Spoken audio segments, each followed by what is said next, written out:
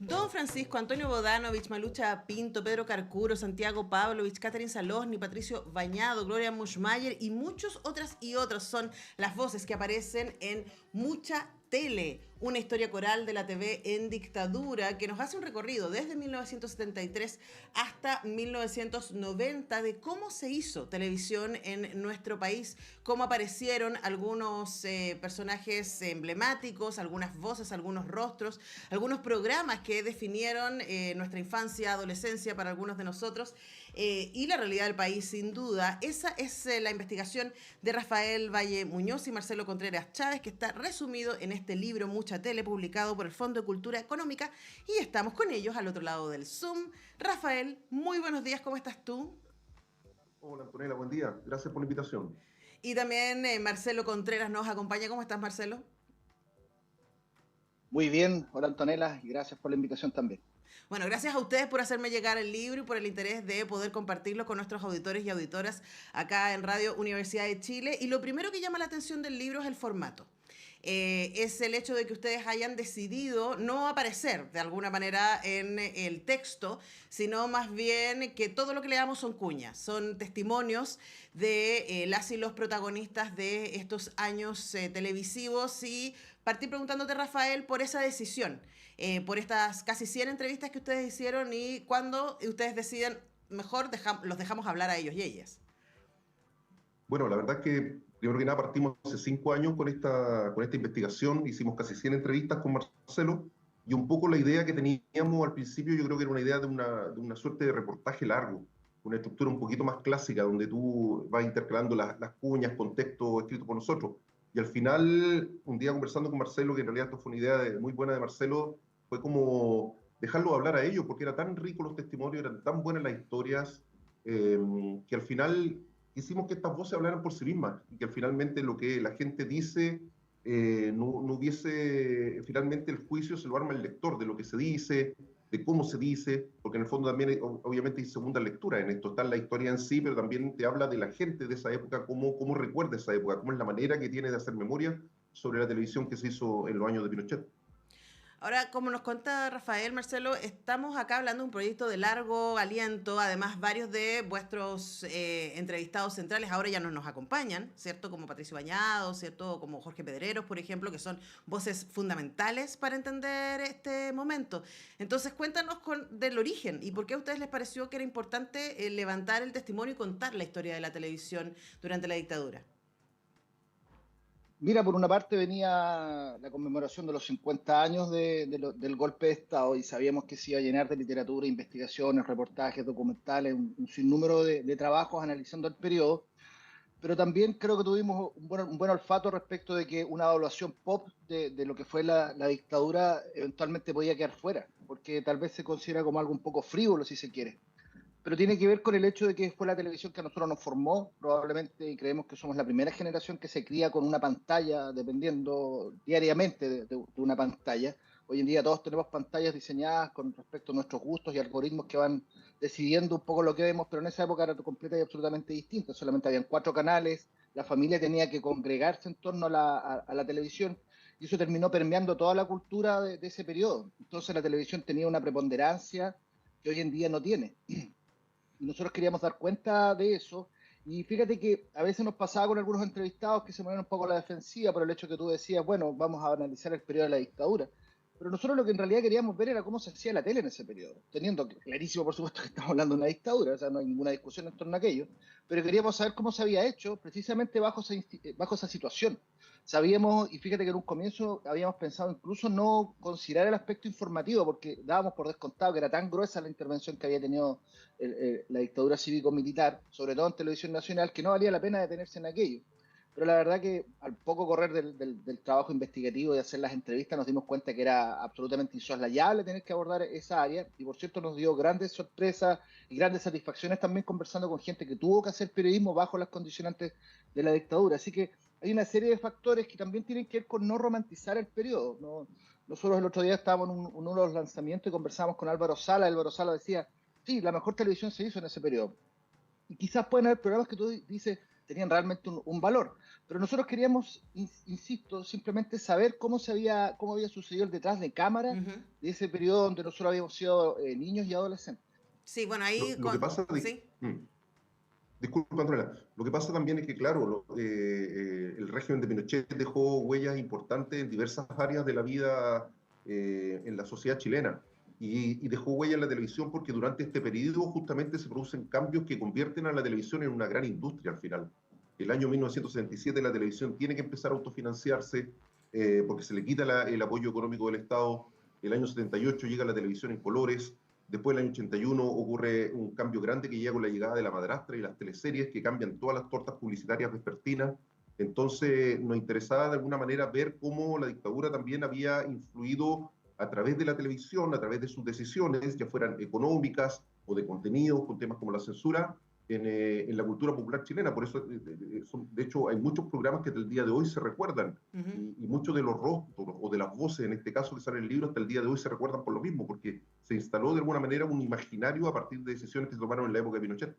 Claro, y eso es muy interesante de leer, ¿no? Porque una cosa que describen los y las entrevistadas es esta idea de la tensión que existía, ¿no? Y la incertidumbre.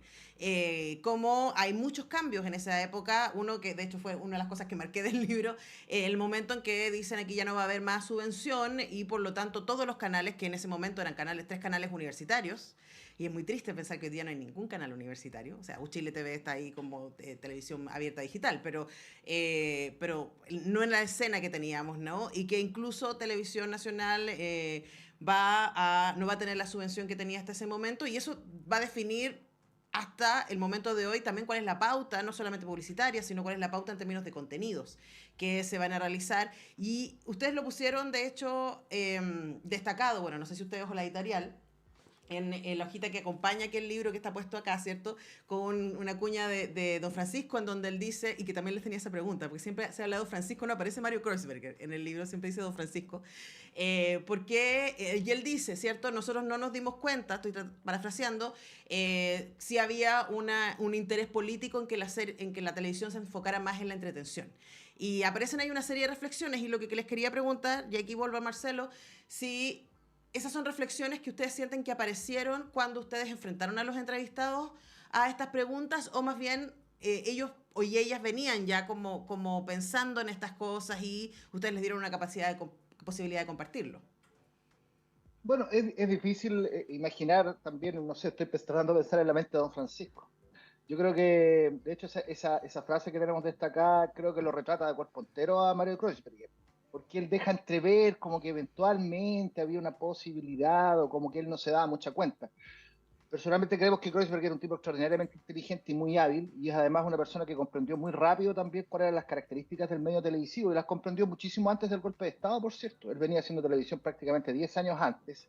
Entonces, es un poco curioso, como te digo, lo deja como una especie de agua tibia esto, como de, tal vez yo no me daba cuenta. Yo creo que sí se daba cuenta, personalmente creo que sí se da cuenta, y yo creo que toda la gente en ese minuto, eran todos adultos los que estaban trabajando ahí, a pesar de que era gente muy joven, que es una diferencia probablemente con lo que después sucedió con la industria televisiva, pero hablamos de gente que tenía promedio 25 años, la que estaba haciendo televisión, y el contexto era bastante fuerte, por cierto, sabían lo que se podía y lo que no se podía decir, había un concepto de autocensura completamente instaurado desde el primer día, y por otro lado esto nos lleva a una de las tantas paradojas que tiene esta investigación o los resultados que nos arrojó. Nunca hubo órdenes explícitas, nunca hubo un plan maestro que decir de ahora en adelante todo es magazine, todo es entretención porque tenemos que tener a la gente adormecida porque estamos cometiendo brutalidades. No hubo nada de eso, ni siquiera a nivel informativo, fíjate que.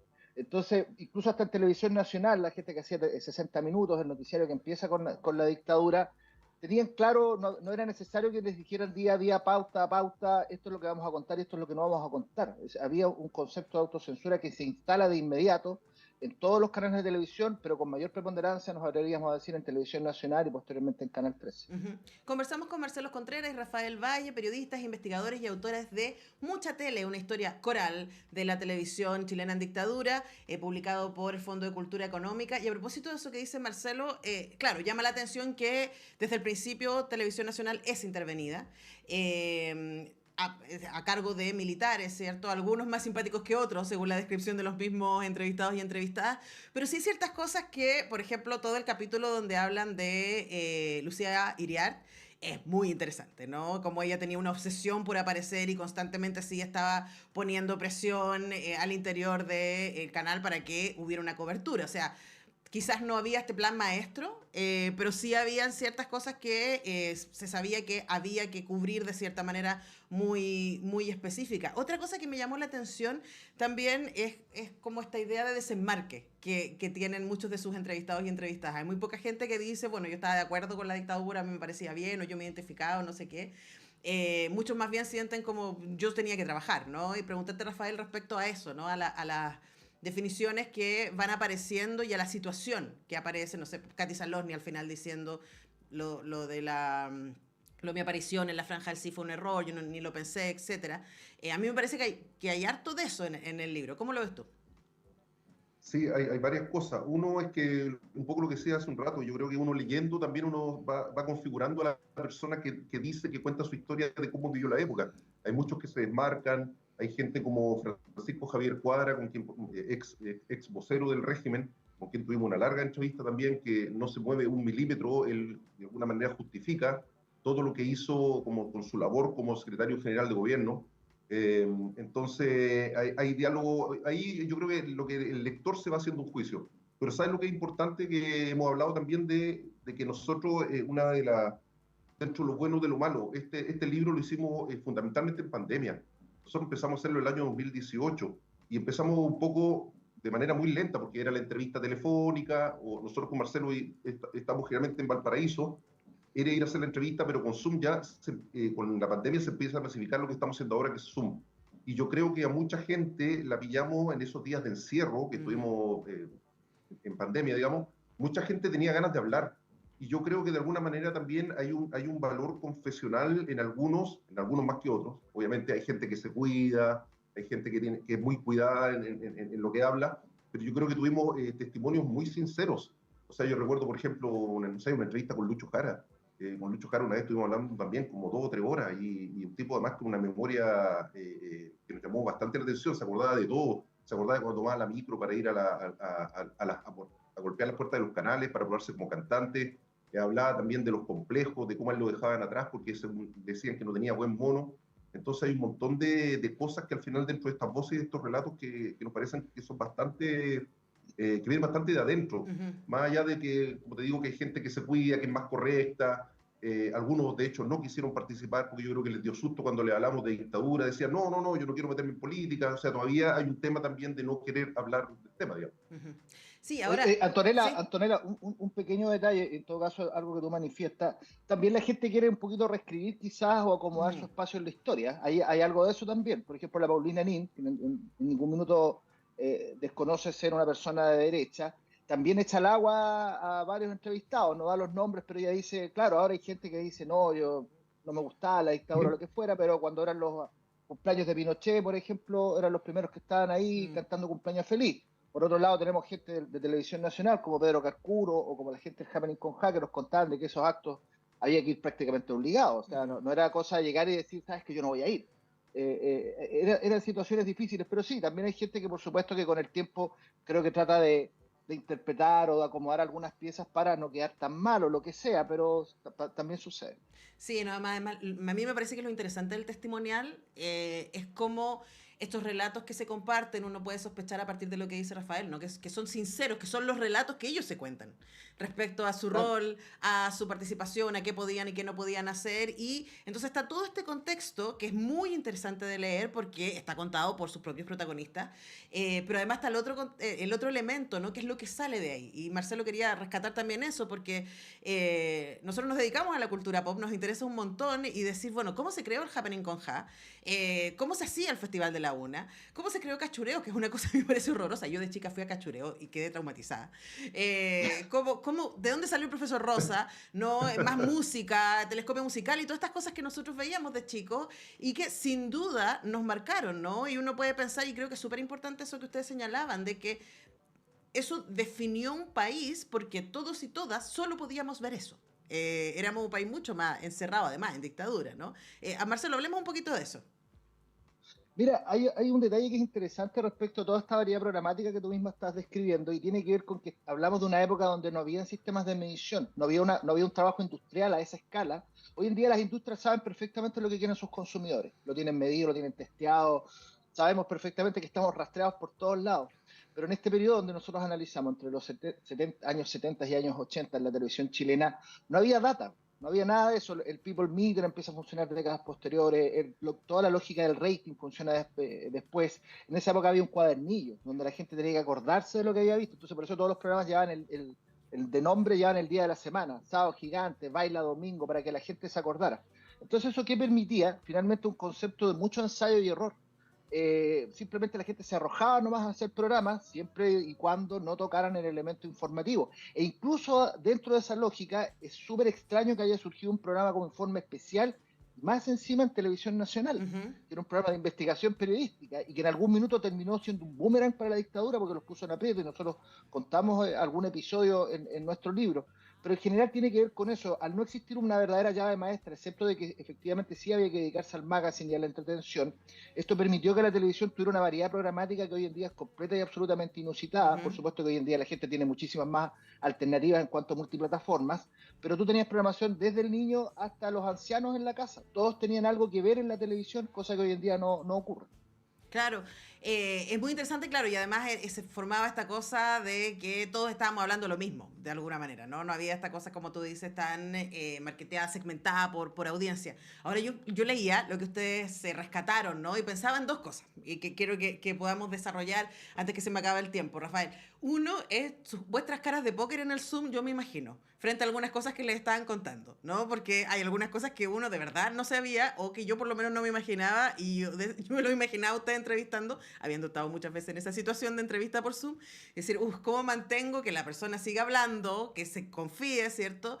En esta situación además un poco difícil, que es el Zoom, un poco inhumana, diríamos, que es el Zoom. Por otro lado, también yo me imaginaba a ustedes, que son contemporáneos temporalmente, ¿cachai? Pensar también en este ejercicio de, wow, yo también me crié, ustedes también se criaron viendo toda esta tele, ¿no? Entonces pensemos un poco en eso, ¿no? Es como el desafío periodístico de estas entrevistas y también de la edición, que tiene que haber sido tremendo. Mira, Sí, a ver, perdón, Rafa, dale. Vamos, Marcelo, dale.